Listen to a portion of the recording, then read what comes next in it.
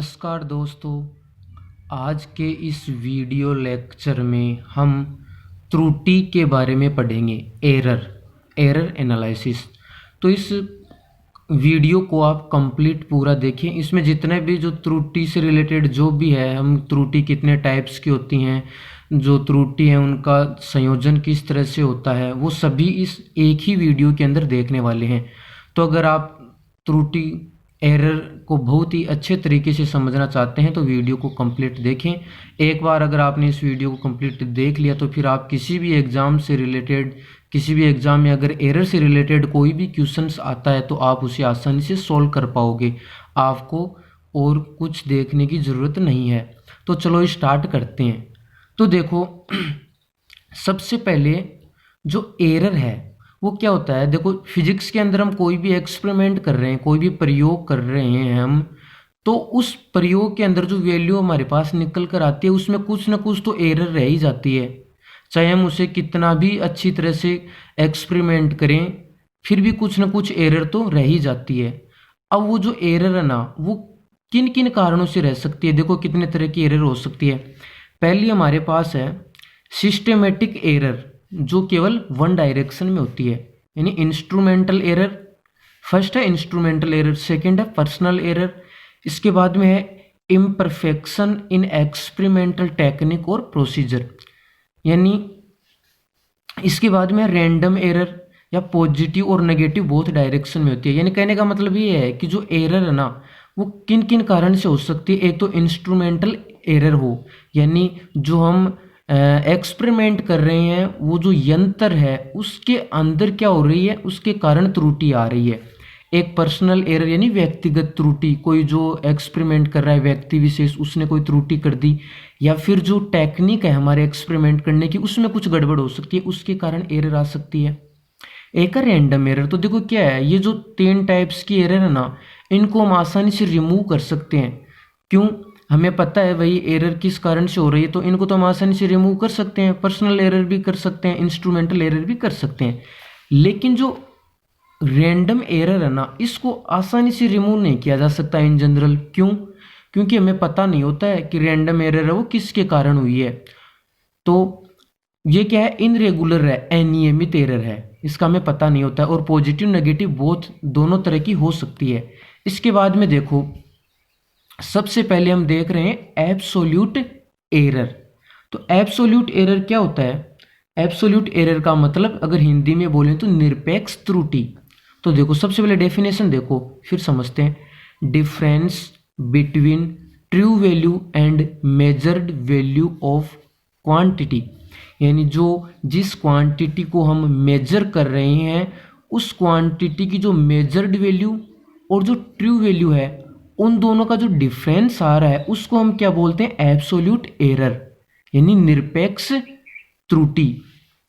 अब देखो होता क्या है कि कोई भी हम एक्सपेरिमेंट कर रहे हैं, हमें वैल्यू फाइंड आउट करनी है, तो उसकी एग्जैक्ट हमें वैल्यू नहीं पता होता है। तो जो ट्रू वैल्यू है ना वो उसको ट्रू वैल्यू किसको बोलेंगे हम? देखो हम एक्सपेरिमेंट को बार बार दोहराते हैं, तो जितनी बार हम एक्सपेरिमेंट को करेंगे ना उतनी बार उसकी वैल्यू अलग अलग प्राप्त होगी हमें। अलग अलग अगर जितनी ज़्यादा बार एक्सपेरिमेंट को किया जाएगा उसकी वैल्यू अलग अलग आएगी। जैसे मैंने मान लिया कि कोई भी एक फिजिकल क्वांटिटी है जिसको हमें मेजर करना है, तो मैं उस एक्सपेरिमेंट को n टाइम्स कर रहा हूँ, मतलब n बार मैंने एक्सपेरिमेंट किया। तो क्या होगा, हर बार जो मेजर्ड वैल्यू है ना, यानी जो वैल्यू निकल कर आई है उस क्वांटिटी की, वो वैल्यू डिफरेंट आएगी। जैसे मैंने मान लिया कि फर्स्ट बार जब मैंने एक्सपेरिमेंट किया तो उसकी वैल्यू x1 आई, उसके बाद में x2, उसके बाद में x3, ऐसे एंड सो ऑन n बार अगर मैं एक्सपेरिमेंट को करता हूं तो xn वैल्यूज आएंगी।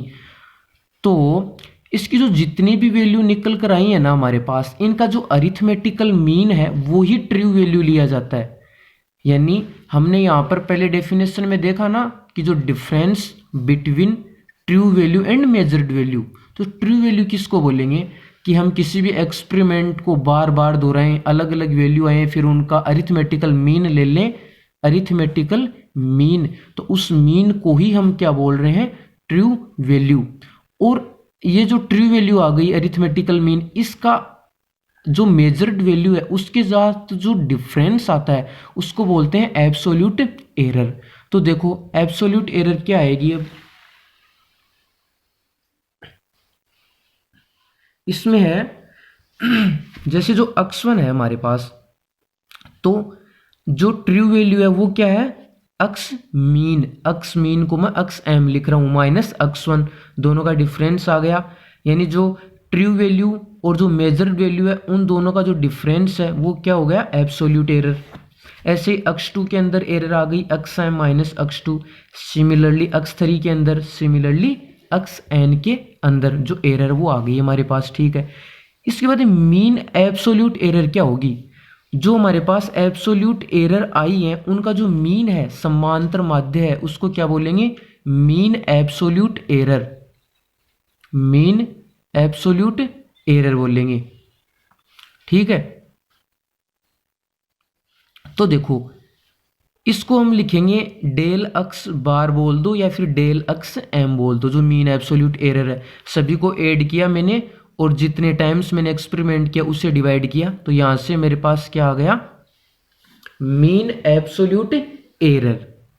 तो जो रिजल्ट है ना वो क्या आ गया, रिजल्ट आ गया मेरे पास x equal to x m plus minus del x bar. यानी जो मेजर क्वांटिटी थी, जो कोई भी क्वांटिटी थी जिसको मैं मेजर कर रहा था, उसकी एक वैल्यू तो क्या आ गई एक्स एम, प्लस माइनस उसके अंदर कितना एरर है वो हमने साथ में लिख दिया, तो ये उसका रिजल्ट आ गया। अब यहां से देखो हम क्या बोल सकते हैं कि if we do a single measurement the value we get may be in the range. यानी कहने का मतलब ये हुआ कि कोई भी हम एक एक्सपेरिमेंट करें तो उसकी जो वैल्यू आएगी, उसकी जो रेंज है वो क्या होगी, उसकी रेंज आएगी x m minus del x m से लेकर x m plus del x M. यानी उसकी मिनिमम वैल्यू ये आ सकती है और मैक्सिमम वैल्यू ये आ सकती है। जो एक्सपेरिमेंटल वैल्यू निकालेंगे हम, बार बार मेजर करेंगे, उसकी जो वैल्यू आएगी वो इन दोनों के बीच में ही आएगी। क्यों, ये तो उसकी एब्सोल्यूट मीन वैल्यू है और ये उसके अंदर क्या है, एरर है, ठीक है। इसका मतलब क्या हुआ, इसका मतलब ये हुआ this implies that any measured of physical quantity x is likely to lie between this and this। यानी कहने का मतलब ये हुआ, जैसे देखो ये भी आपको सही नहीं दिखा होगा, कि जो x की जो वैल्यू है वो इन दोनों के बीच में ही आएगी, x m plus del x m और x m minus del x m. तो ये एब्सोल्यूट एरर है ना, उससे रिलेटेड जितना भी था वो हुआ कि एब्सोल्यूट एरर क्या होती है। इसके बाद में देखो इसके अंदर हम अगला देखते हैं रिलेटिव एरर। रिलेटिव एरर किसको बोलते हैं, रिलेटिव एरर या फ्रैक्शनल एरर। तो देखो इन जनरल हम क्या करते हैं, रिलेटिव एरर ही कैलकुलेट करते हैं, एब्सोल्यूट एरर है वो कैलकुलेट नहीं करते हैं, रिलेटिव एरर ही निकाली जाती है। तो रिलेटिव एरर किसको बोलते हैं, the relative error is the ratio of the mean absolute error del x M to the mean value या true value X M of the quantity measured. मतलब रिलेटिव एरर क्या हो गया, del x M divide by X M. यानी हमने जो mean absolute error निकाली थी, मीन एब्सोल्यूट एरर निकाली थी, उसका जो अनुपात है ट्रू वैल्यू के साथ में, उसको हम क्या बोल रहे हैं, रिलेटिव एरर। इसके बाद में अगला है परसेंटेज एरर।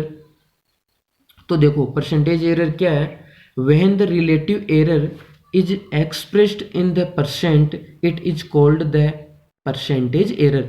यानी जब इसको हम 100 से मल्टीप्लाई कर देंगे तो ये एरर के अंदर, ये जो एरर है वो किस में आ गई, परसेंटेज में, तो इसको परसेंटेज एरर हमने बोल दिया, जिसको डेल ए से रिप्रेजेंट करते हैं, तो ये हो गया percentage error.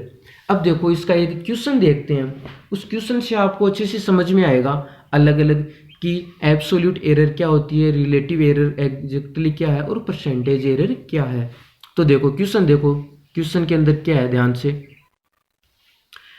we measured the period of oscillation of a simple pendulum in successive measurement the reading true out to the, ये अलग अलग हमें रीडिंग दे रखी है, calculate the absolute error, relative error और परसेंटेज एरर। यानी क्या कर रहे हैं हम कि जो सिंपल पेंडुलम है वो ओसिलेट कर रहा है, तो उसके जो ओसिलेशन हो रहे हैं ना, उनका हमने जो टाइम पीरियड है उसको मेजर किया, और जो हर बार जो टाइम पीरियड आ रहा है उसके अलग अलग वैल्यू गिवन है इसके अंदर। तो जो अलग अलग वैल्यू गिवन है, तो इसने पूछा है कि जो टाइम पीरियड हमने कैलकुलेट किया उसके अंदर एब्सोल्यूट एरर क्या है, रिलेटिव एरर क्या है और परसेंटेज एरर क्या है। तो देखो सबसे पहले हम देखेंगे कि एब्सोल्यूट एरर क्या है इसके अंदर। तो देखो सबसे पहले जो टाइम पीरियड है ना उसका मीन निकालते हैं हम। The mean period of oscillation of the pendulum, pendulum है वो ऑसिलेट कर रहा है, उसका टाइम पीरियड है, अलग अलग बार जब हम एक्सपेरिमेंट कर रहे हैं तो उसका जो टाइम पीरियड है उसकी वैल्यू अलग अलग आ रही है, तो उसकी मीन वैल्यू फाइंड आउट करते हैं। तो देखो मीन वैल्यू कैसे आएगी, अरिथमेटिकल मीन, सभी को ऐड किया और 5 टाइम्स हमने एक्सपेरिमेंट किया था तो 5 से डिवाइड किया सेकंड के अंदर, इसको आप ऐड करोगे तो आ जाएगा 13.12 डिवाइड बाई 5। कैलकुलेट करने पर ये जो वैल्यू मिलेगी हमें टी मीन की आएगी 2.62 सेकेंड। ठीक है, इसके बाद में हम एब्सोल्यूट एरर किसको बोल रहे हैं, difference between true value and experimental value या मेजर्ड वैल्यू, दोनों का जो डिफरेंस है वो निकाल रहे हैं। तो देखो T1 के अंदर डिफरेंस निकाला मैंने, डेल T1 2.62, ये मीन है, इसी को तो हम ट्रू वैल्यू बोल रहे हैं, ट्रू वैल्यू। ठीक है, तो ट्रू वैल्यू 2.62 माइनस 2.63 हमने किया है, 2.63 अलग अलग एक्सपेरिमेंट हुए हैं तो उसके अंदर वैल्यू निकल कर आई है, तो यहाँ से हमने अलग अलग डिफरेंस निकाल लिया।